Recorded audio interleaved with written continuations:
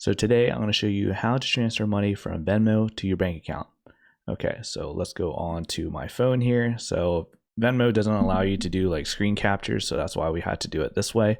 So on your Venmo app at the very bottom right, you'll see your profile picture and it says me. So click on that, which will bring you to your actual profile. From here, you'll see your Venmo balance, and just under your Venmo balance, there'll be a button that says transfer. So you'll click on transfer. So from here, you have the option to transfer your balance instantly within a few minutes or within 3 business days. So I usually do the 3 business days, so I'm not charged any fees.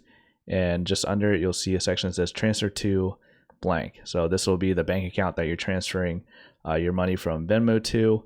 And after you complete that section, at the very bottom, it says transfer X amount. You could also adjust however much you would like to transfer to your bank account by clicking up here and editing the amount right there. But I'm happy with withdrawing the full amount. At the very bottom, it says transfer X amount. So I'm gonna click there. And there you go. You just started a transfer to your bank. And that, in a nutshell, is how you transfer money from Venmo to your bank account. So if this video helped you out, hit that like button. Thank you guys for watching. I'll see you guys later.